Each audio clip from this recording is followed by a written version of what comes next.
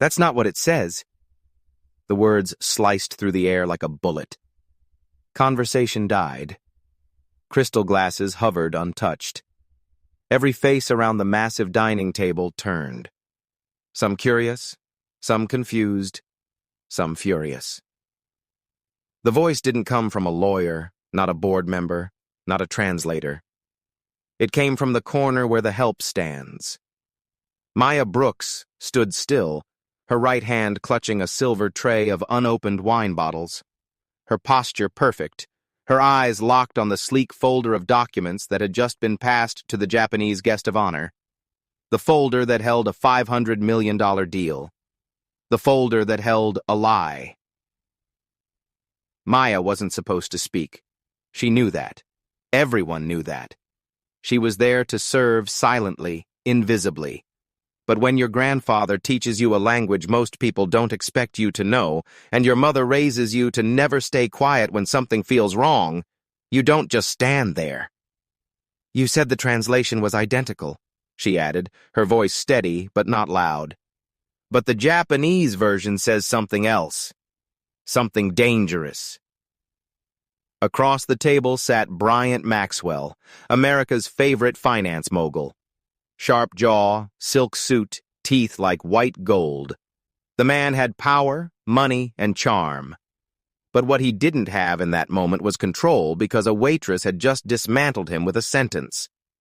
This was a black story, one about silence, truth, and the strength of someone the world thought would never speak up. Maya Brooks was used to being underestimated. At 24, she had the kind of beauty that turned heads. Smooth brown skin, warm almond eyes, a graceful walk. But in the white tablecloth world of high-end dining, all they saw was a uniform. She worked at Velvet Ivy, a rooftop restaurant in Manhattan where meals cost rent money. The kind of place where celebrities dined without being bothered, where deals were whispered over Jew beef, and where someone like Maya was expected to be helpful, invisible, and absolutely replaceable. She learned quickly. Don't speak unless spoken to. Keep your tone friendly but not familiar. If a guest says something rude, laugh it off. When a man in a $3,000 suit snaps his fingers at you, smile like it's a compliment. The compliments came dressed like daggers. "You're so well-spoken," one guest had said, clearly surprised. "You have such nice features for a black girl." One night, a tech bro leaned in and said, "You'd be perfect for a music video." Maya had smiled, nodded, and walked away every time. But she remembered. They didn't know she spoke Japanese fluently. They didn't know her grandfather had served in World War II and taught her the language as a way to honor the people he once fought against. Understanding another man's language is how you truly understand his heart, he used to tell her. So no, Maya wasn't just the help, and the world was about to find that out. Bryant Maxwell did not walk into a room.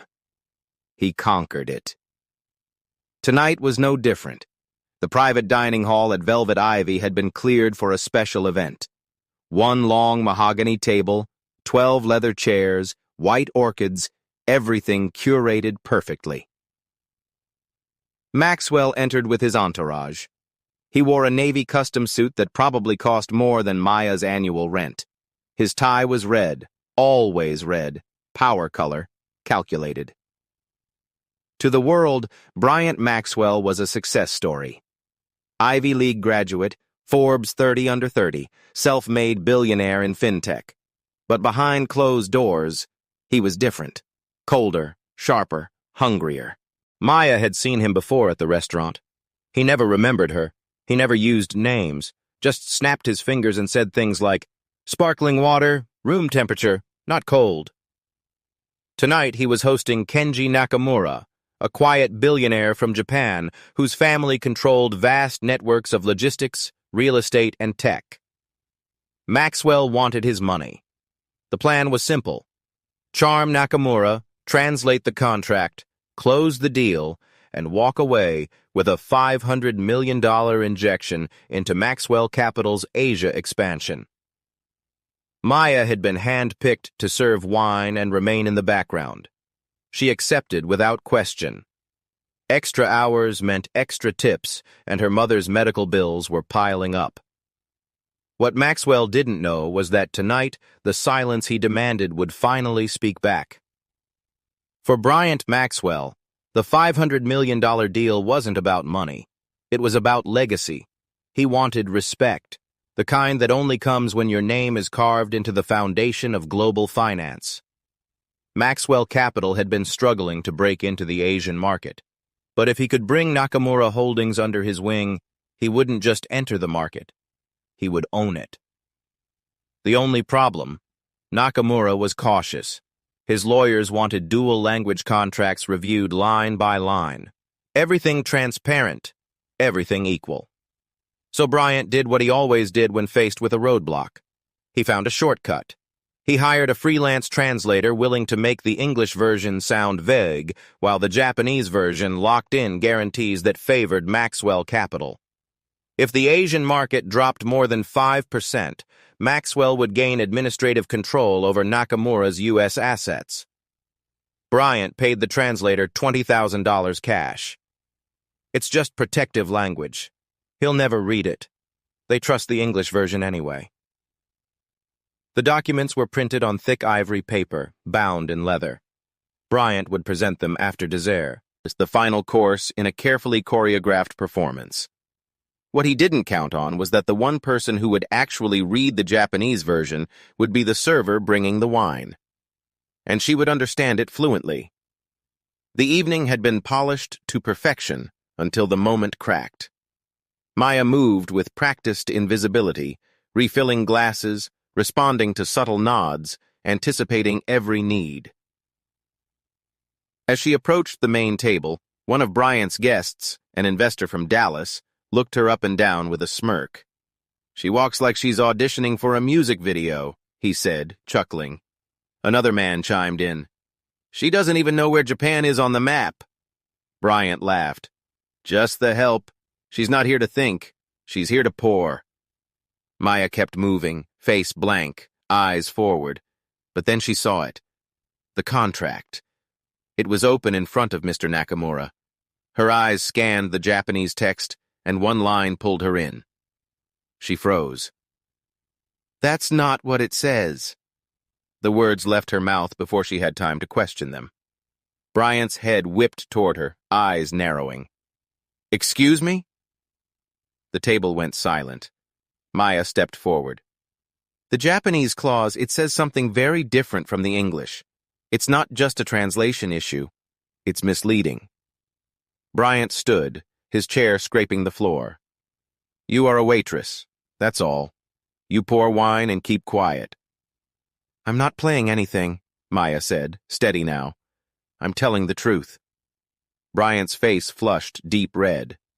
"Get back to the kitchen now or you're done here." Maya's eyes didn't move.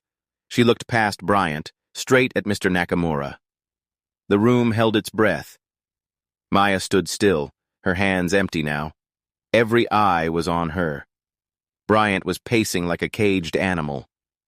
"She's out of line. Someone remove her." But Mr. Nakamura hadn't moved. He sat perfectly still, hands folded, eyes calm but focused. He tilted his head, studying Maya with curiosity, then spoke in Japanese. A single question. Gentle, respectful. "What exactly did you read?" Maya inhaled slowly. This was the moment her grandfather always talked about. The moment where you either stay silent or step forward. So she answered in fluent formal Japanese. "Sumimasen, Nakamura-sama, watashi wa kono giman wo mushi dekimasen." Translation: "Excuse me, Mr. Nakamura. I cannot ignore this deception." The effect was instant. The interpreter hired by Bryant looked like someone had yanked the floor from under him. The lawyers froze. Bryant's face shifted from anger to confusion to disbelief. She continued, her pronunciation crisp and intentional. "The clause in paragraph 7, she said, gesturing toward the document. "It states that in the event of a 5% market fluctuation, All Nakamura Holdings assets on U.S. soil will transfer into administrative control of Maxwell Capital. That is not what the English version says. Mr. Nakamura raised an eyebrow. Bryant finally found his voice. She's lying. She's trying to show off. She can't possibly. But Nakamura raised a hand. Just a quiet motion. And Bryant went silent. "Dare ga anata ni Nihongo wo oshieta no desu ka?" Nakamura asked. "Who taught you Japanese?" Maya smiled. A small one. "My grandfather," she replied in his language. "He fought in the war. Afterward, he taught me Japanese so I could understand more than just history. He said, 'To know a people, you must learn their words.'" Nakamura looked down at the contract again. The energy in the room had shifted. It no longer belonged to Bryant. It belonged to Maya and the truth. Bryant Maxwell's face had gone pale. His usual smirk was gone. "This is nonsense," he spat. "She's a waitress with a good memory. She's twisting the language." He turned toward his translator. "Tell them the translation is accurate." But the translator didn't move. All eyes landed on him now, hands trembling. Bryant snapped. "Say it right now." Clark swallowed hard. Then finally, he spoke. I can't." "What do you mean you can't?" Clark's voice cracked. "She's right." A ripple moved through the table. Mr. Nakamura didn't flinch. He simply waited. Clark continued, each word heavier than the last. "Mr. Maxwell paid me $20,000 to modify the Japanese version. He said it was just a precaution, that the Japanese side wouldn't check it." He looked directly at Mr. Nakamura. "I'm sorry. I knew it was wrong, but I needed the money." Bryant exploded. "You coward! You think I won't destroy you for this?" But no one was listening anymore. The illusion had shattered. Mr. Nakamura turned his gaze back to Maya. "You spoke when others stayed silent," he said softly. "That is not weakness. That is honor." Bryant tried one last time. "Kenji, wait. This is overblown. We can fix it." But Nakamura had already stood. He wasn't interested in explanations. He was interested in truth, and he had already heard it from the only voice in the room that mattered. Mr. Nakamura walked slowly toward Maya with calm, measured steps. He stopped, bowed his head respectfully, and spoke in English. "You speak my language very well." "Thank you," Maya replied. "My grandfather taught me. He said, 'You can't truly understand someone until you understand their words.'" Nakamura nodded, the corner of his mouth lifting slightly. "Your grandfather must be a very wise man. May I ask his name?" "Henry Brooks," she said, the name catching in her throat. "He served in the Pacific during World War II." A long pause followed. Nakamura's eyes grew distant. "My grandfather was a young conscript during the war. He told one story of an American soldier who saved him, pulled him from wreckage, shared water, shared chocolate. Couldn't speak his language, but treated him like a brother. He reached into his jacket and pulled out a small, time-worn PH autograph. "This is that soldier," he said, handing it to Maya. She looked down and gasped. There, in black and white, was a young black man in uniform sitting beside a wounded Japanese soldier. They both looked tired, but they were smiling. She recognized that face, the jawline, the calm eyes, her grandfather. "That's him," she whispered. "That's Henry." Mr. Nakamura bowed his head again. "Then today," he said softly, "my family finally repays a 70-year debt." In that moment, it wasn't about business or betrayal. It was about legacy. Two families, once connected by war, now reunited by truth and the courage of a granddaughter who chose to speak. Maya held the photograph gently. It was old, faded, but the story it told was ageless. Two young men from different worlds sitting in war's ruins. her grandfather with dirt on his face and peace in his eyes. And beside him, Satoru Nakamura, Kenji's grandfather, looking just as young, just as weary, and just as human. Mr. Nakamura was quiet for a long moment. My grandfather carried that photograph every day of his life. He said it reminded him that even in war, kindness exists. That photo was his reminder of humanity. Maya blinked back tears. He never talked about that day, but I always felt like something changed him in the war. He didn't carry anger. He carried perspective. My family searched for your grandfather after the war. Letters were sent, but none returned. We never had a chance to thank him until now. He stepped closer. Tonight, you honored him by honoring the truth. What you did was not just brave, it was sacred. He turned to the silent guests. This is not about business anymore. This is about a debt of honor passed from generation to generation. Tonight, we pay it forward. Maya lowered her gaze, humbled. I didn't do it for anything. I knew it wasn't right. That, Nakamura said, smiling softly, is exactly why it matters.